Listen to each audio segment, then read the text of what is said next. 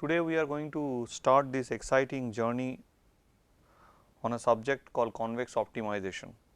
Convex optimization involves the minimization of a convex function subject to a convex set C.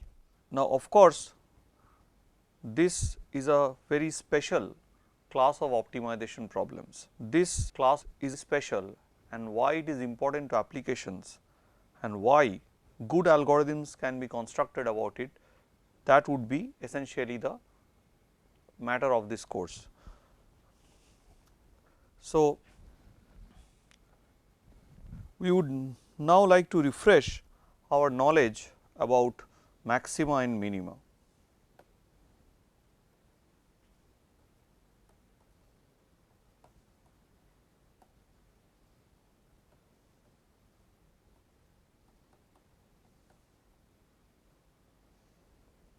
So, in doing so, we will go back to high school once again and we will concentrate on a function say from R to R,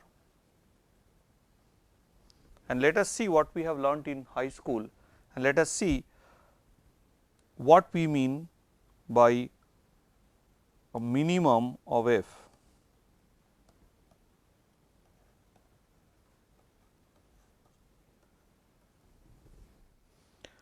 Of course, this meaning of minimum is clearly understood because a point x bar of R is called a minimum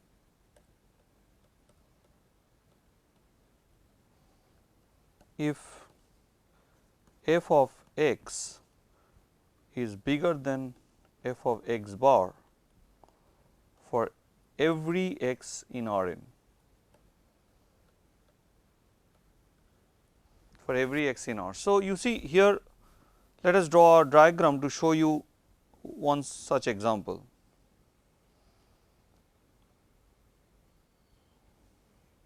So, this function f x is a parabola x square where you can see at x equal to 0 the function reaches a minimum.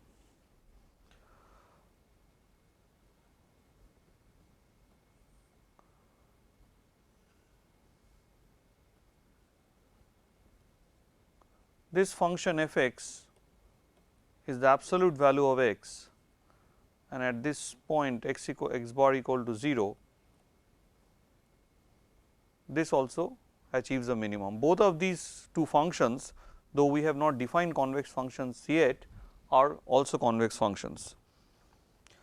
But this is not the only part of the story, because one has to remember that I can give you a function where this might not always be true. For example, let me look into this function.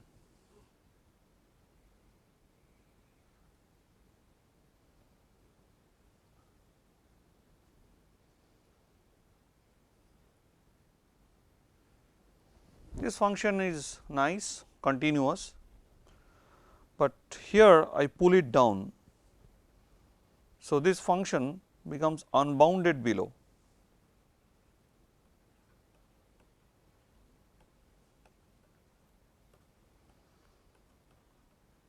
So, there is no lower bound. So, we cannot really speak about a global minimum or the minimum as the way we had defined earlier.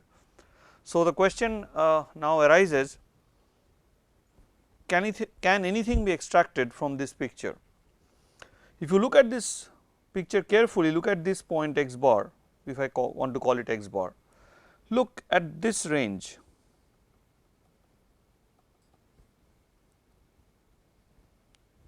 So, for all x which is bigger than x tilde here, f of x is bigger than f of x bar. This x bar is not really the global minimum, but then it could be helpful in many other ways and we call such an x bar a local minimum.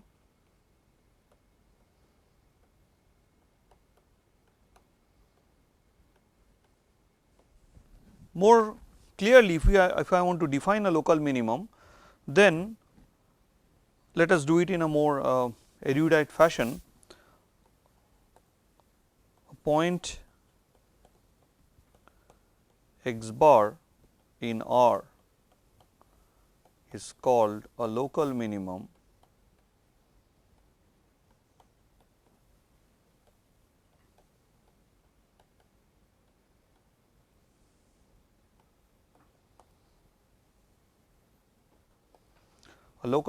of f over R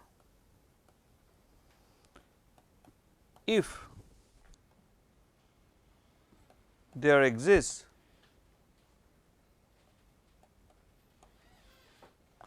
delta greater than 0 such that I am writing a shorthand ST for such that f of x is bigger in value than f of x bar for every x. This is the mathematics symbol of for all, the word for all is symbolized like this, for all x in the open interval x bar minus delta to x bar plus delta.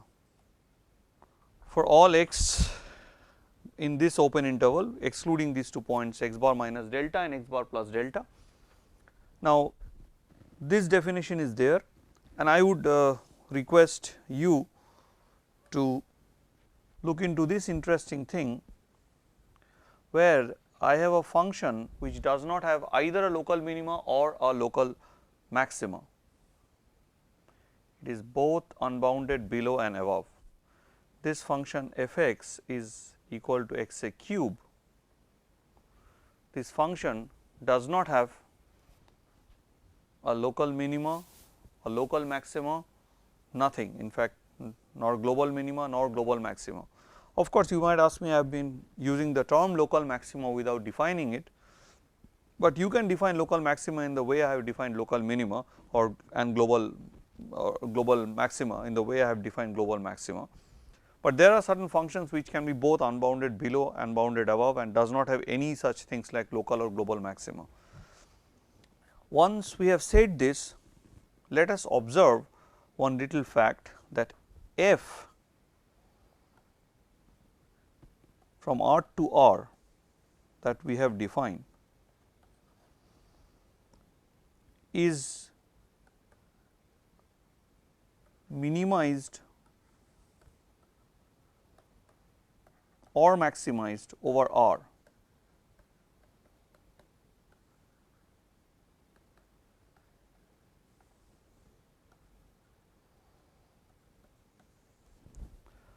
Can this maximization and minimization be done if we restrict this function over a subset? The answer is very simple, but before I go into anything else, let me tell you, in the whole course we would be essentially talking about minimization of a function, because minimizing a function f x over x belonging to Rn, x belonging to R is same as taking the maxima of the negative and then take a maxima again, to take a maxima over the negative and then take a negative again to get the minimum. So, it is enough to speak about the minimum. Once you talk about the minimum, you can also talk about the maximum. Now, let me tell you something interesting, in the sense that let us look back again at this function.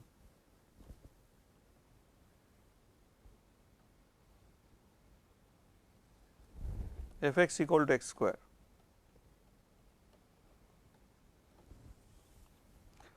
So, if I talk about this class of functions f x equal to x square, then 0 was the minimum over whole of R. But now, let me pose you the problem of minimizing this function f x equal to x square over x restricted, say, to with the interval 1 2.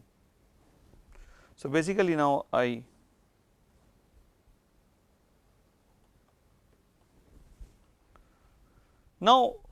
you can easily see the minimum value here is achieved at x equal to 1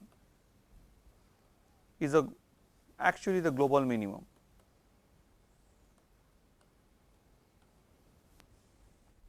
Now, let us do a thing, let us go back and look at again at this function f x equal to x a cube.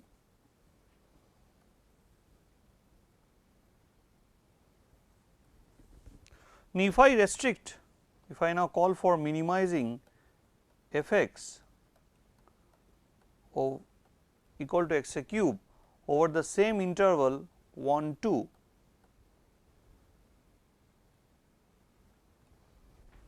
you will immediately see that the minimum is achieved. In fact, the global minimum is achieved at x equal to 1.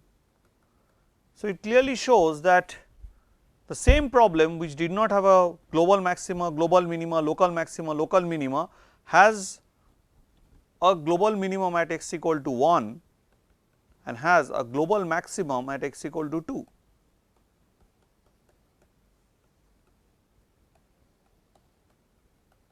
So, the whole problem paradigm changes once you add certain restrictions on the variables.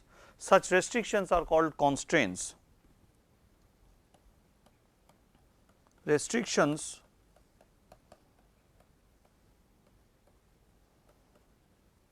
on the variable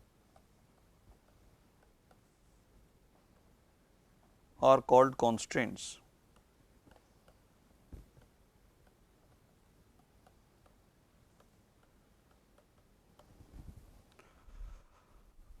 So, with this very basic idea, we will now expand our dimensions in the sense that we will now look at the problem of minimizing a function f over x in Rn.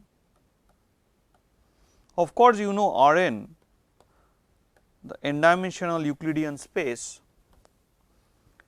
is a collection of vectors x, where x is represented through a n tuple of n numbers, or rather a coordinate of n numbers, where each of these xi belongs to the real number set, that is, each of the xi's are real numbers.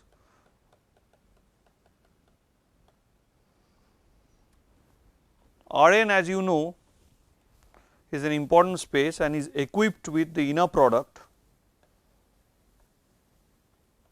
So, take any x in Rn and any y in Rn, this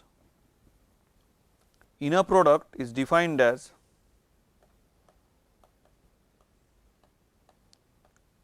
follows, that is, you take the first component of x, multiply it with the first component of y, and then take the second component of y, multiply them, add them together and keep on doing so.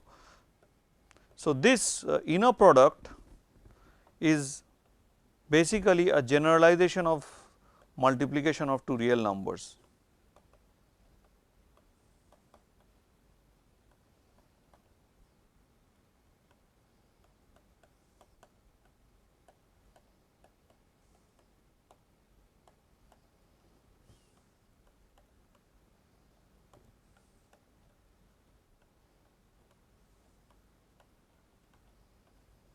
We must now go and try to define what is the meaning of a local minima. We will, you know what, how to define a global minima, I need not stress this issue of global minima. We need to define a local minima for a function from Rn to R, but before doing so we need to speak about the notion of neighborhood in Rn.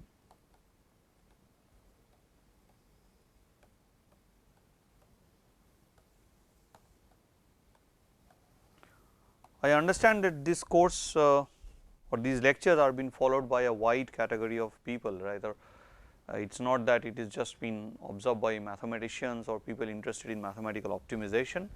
I believe that it is also been seen by engineers and engineering students and people working in operations research, people working in industrial engineering. So, the idea here is not to be too mathematically correct. To say a neighborhood in Rn, we can say mathematically as follows, that if I take a point x bar in Rn, then any open set which contains x bar is defined as a neighborhood in Rn. But instead of doing so, we will be slightly not so rigorous, but for us largely neighborhood would mean the following ball. A ball of radius r centered at x bar. This consists of all z in Rn whose distance from x bar is strictly less than r. Now, you might call, suddenly I have given these two signs and I am calling this as distance between x bar and z.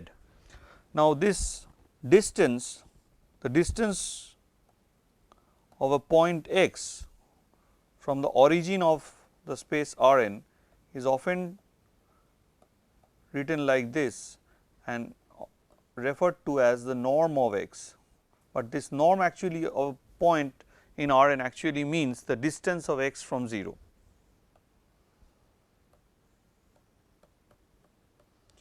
So, how the norm is defined? So, for our case what we define would be called a Euclidean norm or a 2 norm.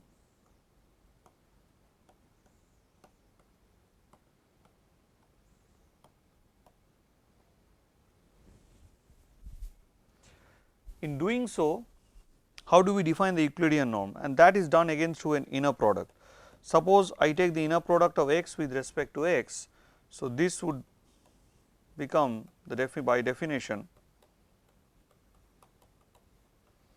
this is simply a repeated application of the Pythagorean theorem, and that would lead to the definition of norm x, because you see this is nothing but the distance of x from 0 calculated via the Pythagorean theorem, a celebrated result in Euclidean geometry, which everybody seeing this course would know because it is taught in the school level.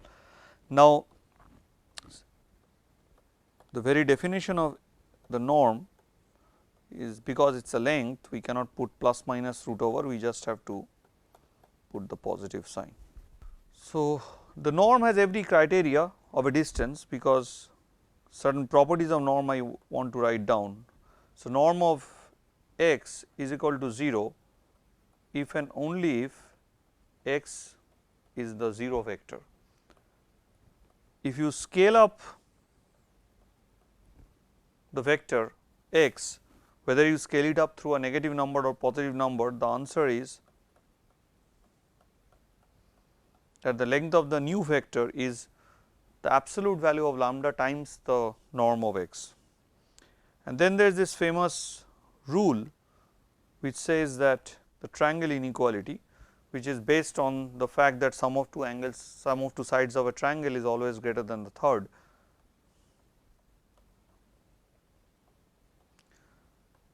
This is called the triangle inequality. It would be quite helpful. Now, once I have this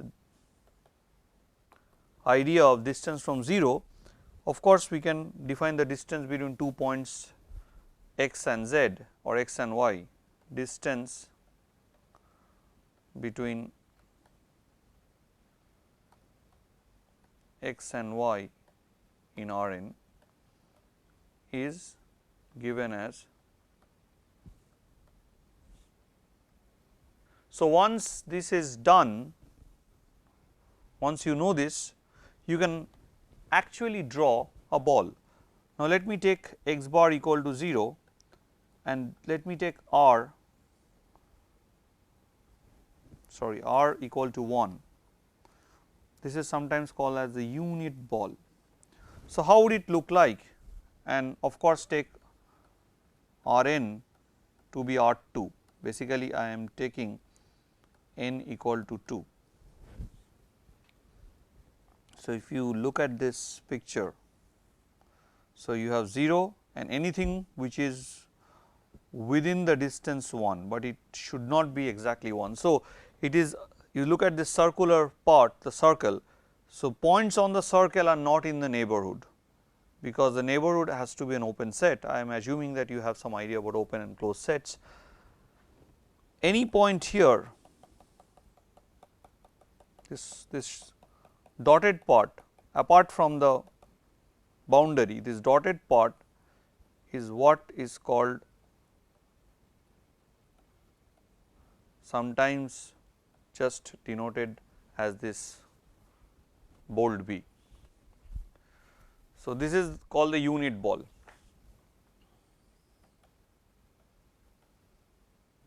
So, if you take any ball centered at any other x bar, it would look like this of any radius r.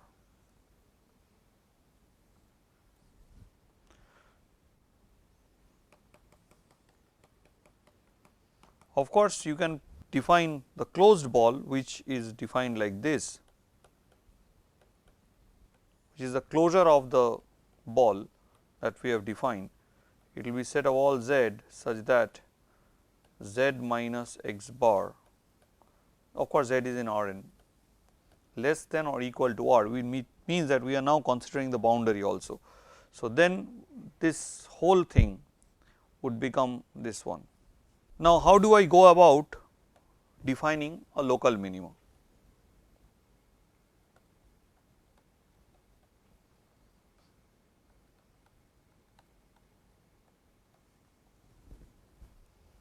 The definition of a local minima goes as follows.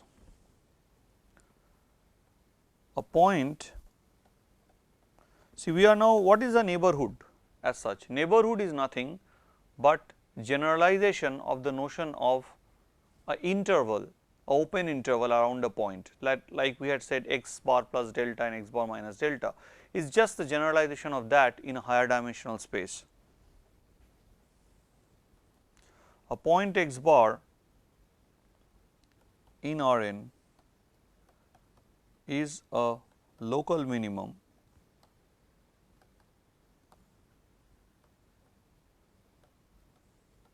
of f if there exists delta greater than 0 such that the functional value of x is bigger than the functional value at x bar for all x in the open ball centered at x of radius delta. Just remember, when we write this, we always say these balls, this is the center of the ball.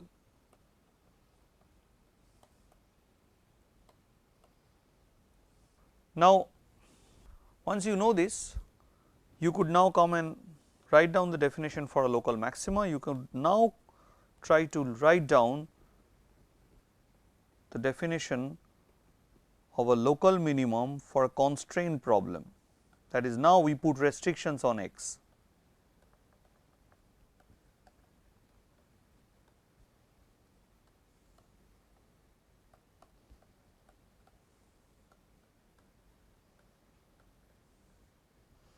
So, you might ask me, what is your convex optimization, where has your convex functions, etc., all these things vanished. See, convex optimization being a subclass of optimization problems, a very, very important subclass, but however, it is imperative on us that we have a look at the basic facts about maxima and minima, because without understanding these very basic things, it is not really possible to get into the depth of convex optimization.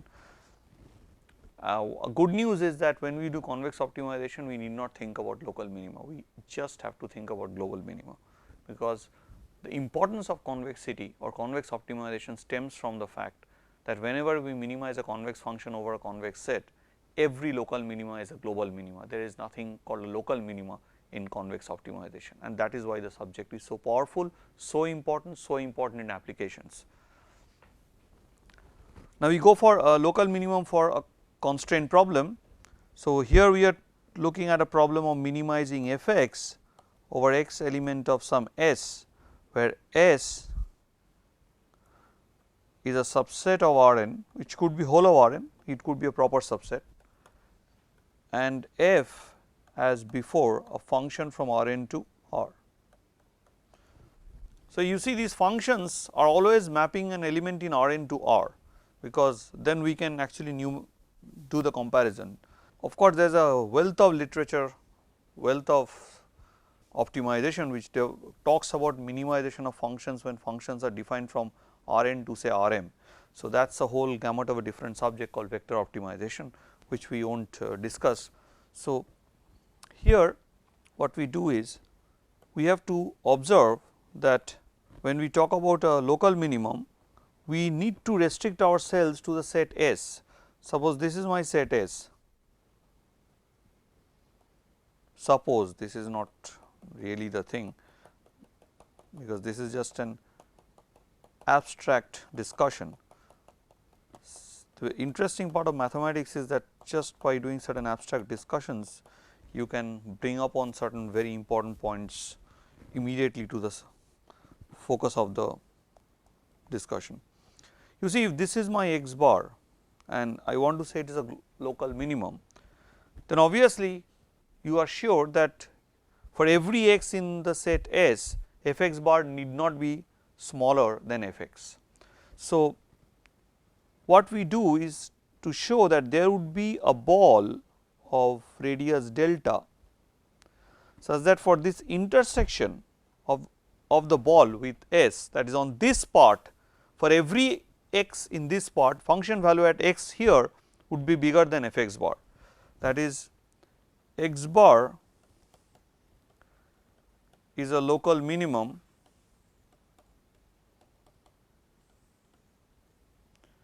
if there exists delta greater than 0 such that for all x in the ball surrounding x bar of radius delta, that is centered at x bar and of radius delta, S and also in C. So, all x which is in this particular set, which is intersection of B delta x bar and C, f of x goes over x bar. So, you now take the responsibility of defining a local maxima and a global maxima. Global maxima is obviously when you have this definition over all x belonging to R n. So, once these basic facts are known, let us go ahead and ask this question: how do we find a minimum?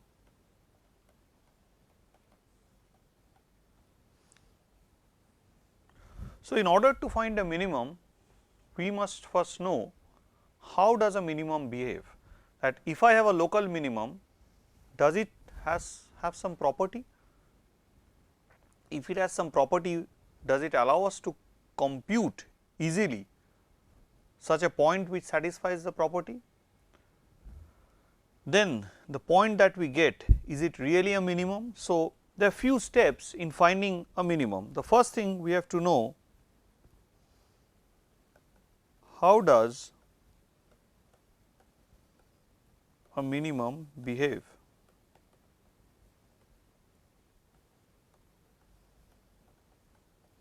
Means that is, does it necessarily follow certain conditions?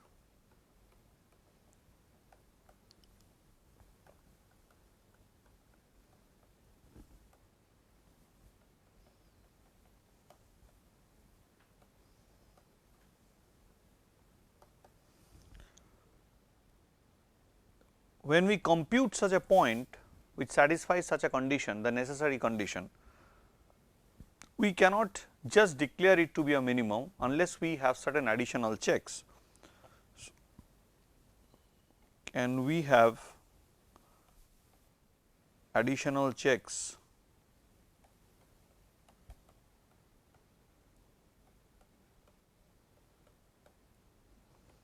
on the point which satisfies the necessary condition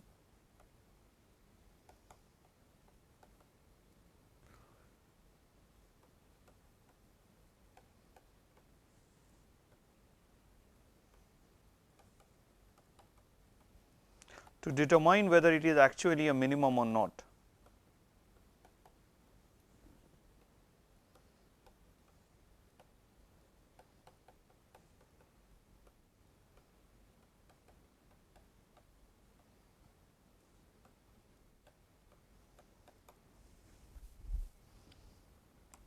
These leads us to certain questions. The questions are, just given an f, it is very difficult to say what sort of a condition this minimum, local minimum or even the global one would follow. So, what we want to say is that if you put certain additional conditions on f, something more you know about f, it might help.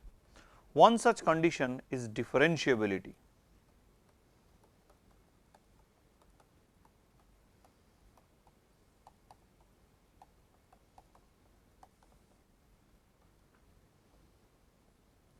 Now, when we are talking about differentiability, it is very important to note the following, that here we are going to talk about differentiability of a function from Rn to R.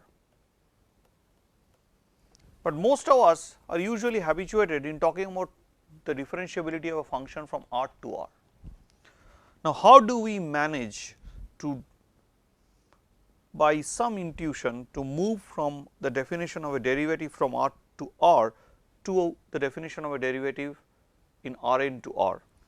So, let us just go back and for the time being consider the standard case of R to R. Then the derivative of this function, if that exists at x bar, is defined as a limit as h tends to 0, where h is the increment of x bar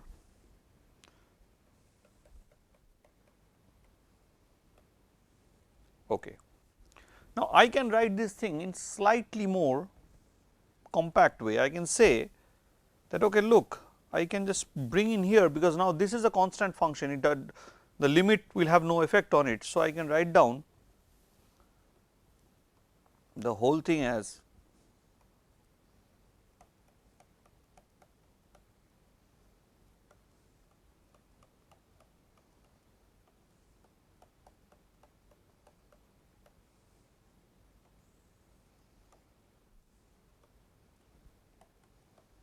this is very clear, this manipulation is simple. And now observe one thing, that if this quantity when divided by h and as h tends to 0 in the limit gives me 0, such a quantity is called the small o of h, that is f of x bar plus h minus f x bar minus f dash x bar h is called the small o of h. This is the called the small o.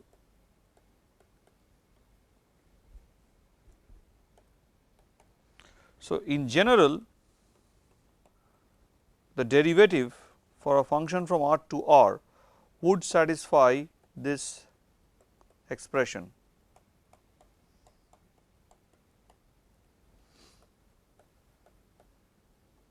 Now,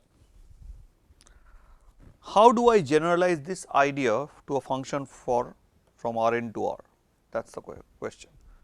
So, it is all about generalizing this idea. Now, let me tell you at the very beginning, I am not being extremely rigorous. One can be extremely rigorous and defining Kato derivative, Freshe derivative and doing a lot of other things and showing relations between them, but instead of that I prefer to go by the intuition, and that would really help you have some fun and really get a hang of the answer before you have really logically figured things out. So, that is a bit of fun we can always do.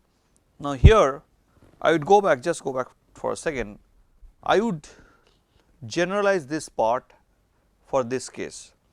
Okay, instead of going back to a different page, let me generalize it from here. How do I generalize? Now, instead of h going to 0, because h would be now a vector, not a real number, I can just take, okay, the norm of h is going to 0, and then I have f of x bar plus h minus f of x bar minus some vector v, which we call the derivative of f at x bar. Now, here instead of multiplication, here would be changed to inner product, because multiplication is generalized as inner product in Rn for higher dimensions. This divided by norm h, this limit should be equal to 0. This is the same thing, we are now writing this is equal to 0.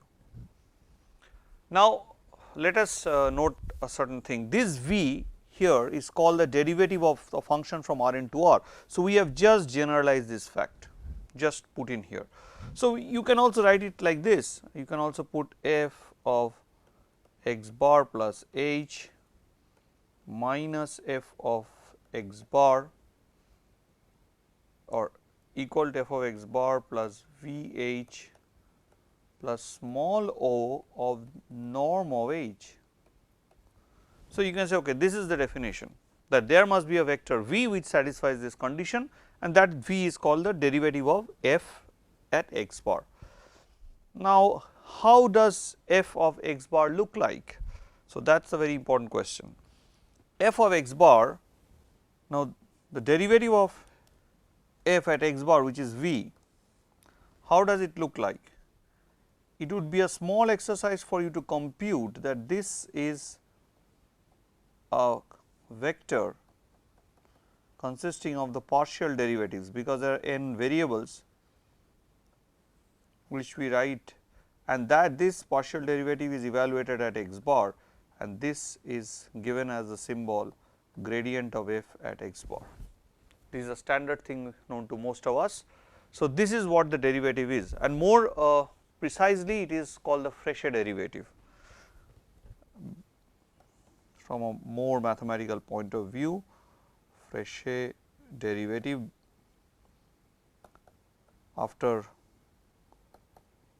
named after the French mathematician Maurice Frechet.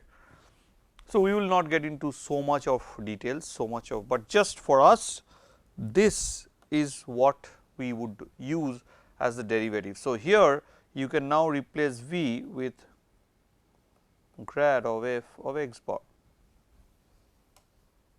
Now, let us show something.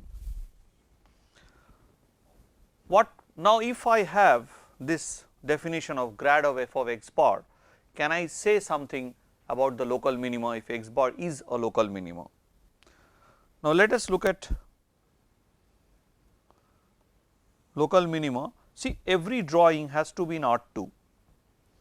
Drawings cannot be in R3 or Rn. R3 sometimes, but it is quite difficult to really get a hang of, because we are ourselves in 3-dimensional spaces, we can only visualize things in 3-dimensional spaces, but it is better to visualize we can much easily visualize things in 2 dimension. So, that is why most of these drawings, where even when people draw abstract sets in say Banach spaces or topological vector spaces, they think in pictures in R2. So, suppose x bar is the local minimum. Now, you have a open neighborhood delta, that is a open ball p delta x, such that for every x inside this, f of x is bigger than f of x bar. Now, what does this mean? So, this is your vector x bar. Now, take any direction w. Now, move a certain distance along the direction w from x.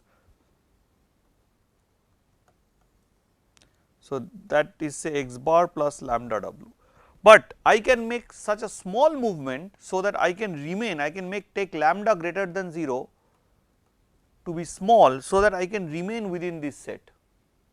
You can take it less than 0 and come this side also, does not matter because of the symmetry of the ball. So, let me take lambda greater than 0, whatever w I take, I can always move in the direction w, because you see I am moving in a direction parallel. So, I am parallel to w. So, I can move along the direction w from x bar, but I can choose my lambda so small that I can still remain in the ball b delta x bar. So, this is my, so what I can do is that this thing can always be kept in b delta x bar plus lambda w. So, when I choose my lambda sufficiently small, I can always keep this x bar plus lambda w, which is this point, inside the ball. So, by definition of a local minimum, f of x bar plus lambda w minus f x bar must be greater than equal to 0.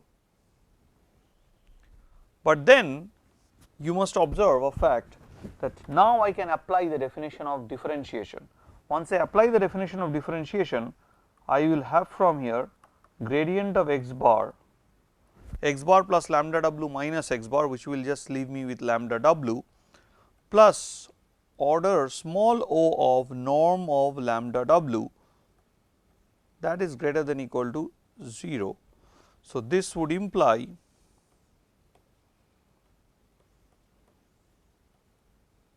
gradient of f x bar lambda w plus o of lambda. Now, you might ask me, where did this w vanish? You see, what are these OH functions or small OH functions? So, small OH functions, suppose I have functions like this, h square plus h. So, this is a small h function, because if I divide by h, this becomes h into h plus,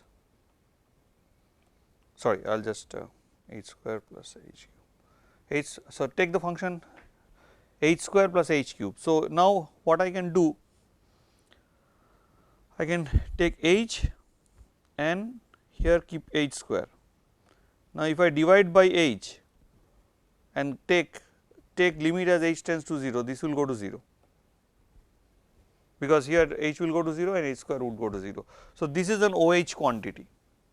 Now, if you see, if I multiply this by lambda here, OH O lambda h, here I will have lambda square h square and lambda cube h cube.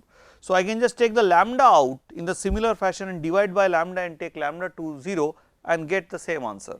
So, instead of writing, whenever you have lambda multiplied with a vector, it is same as writing as if the order quantity is same as the order quantity of lambda.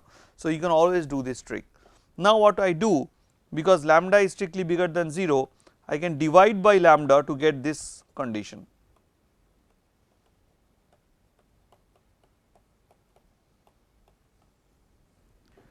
Now, I will take lambda going to 0 from the positive side, because lambda is positive. This is modern day symbolism, lambda going down arrow 0.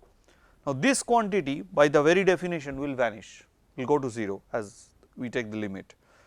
So, as lambda tends to 0, we have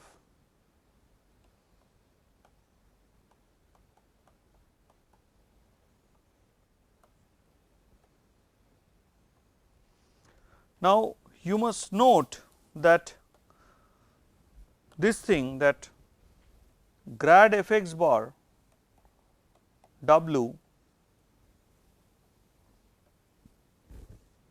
is greater than equal to 0, but you should also note that this w was arbitrary. I could have taken any other w, I could have taken any other w and I could have gone and have the same sort of argument and did the same calculations. So, that would lead to the fact that this is true for every w you have in Rn. So, now I will put w equal to minus grad of f x bar. So, that would give me grad of f x bar minus grad of f x bar to be greater than equal to 0. But you see, I can take the minus sign out just by with the very definition of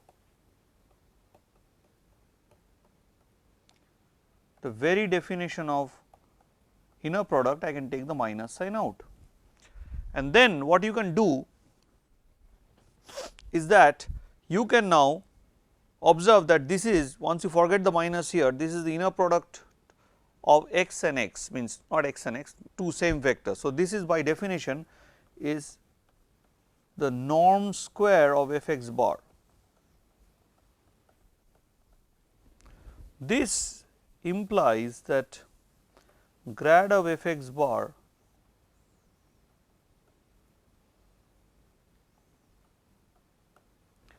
but the distance is always non-negative. Norm of x has to be non-negative because it is the distance from 0. So, which means grad of f x bar square here, because it cannot be less than equal to 0. If it is less than equal to 0, the only option left is it has to be 0, and this would imply that grad of f x bar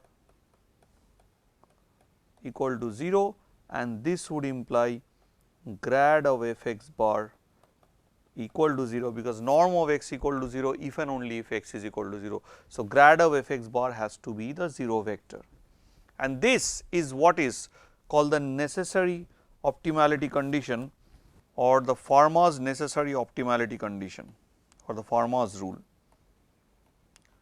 So, if x bar is a local minimum,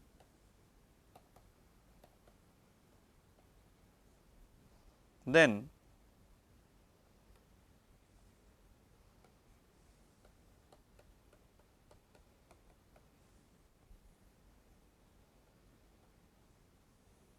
now one has to remember certain things here, that this condition is a necessary condition. I can show you a function like f x equal to x a cube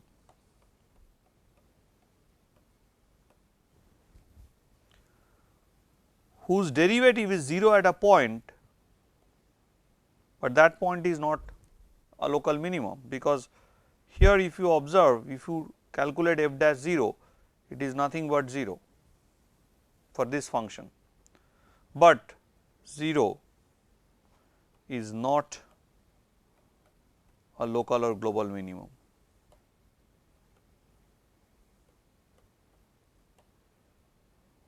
So, this condition is necessary, it is not always sufficient, but for some cases yes, if you take f x equal to x square,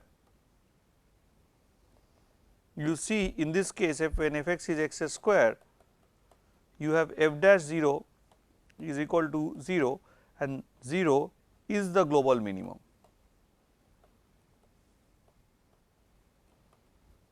So, if f is from R to R, it is left to you to decide what is this condition. This is the standard thing that you have learned in school, f dash high school rather, f dash x equal to 0. So, this condition is necessary, this is very important, not sufficient. So, any point which satisfies this condition need not be a minimum. You have to put additional conditions to show that it is a minimum. Those conditions etc. will not be as per se the discussion of our story, because for a convex case this condition becomes necessary and sufficient. So, tomorrow we are going to talk about convex functions and convex sets, and we shall prove that for a convex function every local minimum is global, and then show the certain additional properties which makes convexity important. So, with this very basic idea about maxima, minima and the derivation of the necessary condition, and with the knowledge of the differentiability of a function, we will stop our discussion for today, and tomorrow we will start our discussion on convex optimization. So, before I go, I would say that you might ask me about some books to have a general idea about maxima, minima. The book that I would really prefer is a book called stories about maxima and minima by Vladimir Tikhomirov. Vladimir Tikhomirov is a great optimization theorist, a Russian optimization theorist. Stories about maxima and minima published by AMS. Now, a cheaper edition is also available.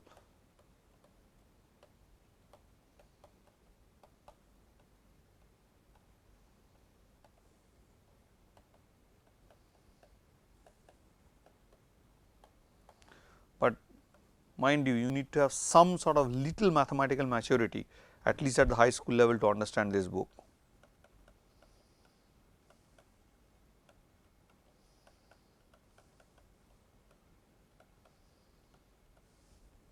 So, thank you very much for your attention, and we hope to continue tomorrow with convex optimization in proper. Thank you.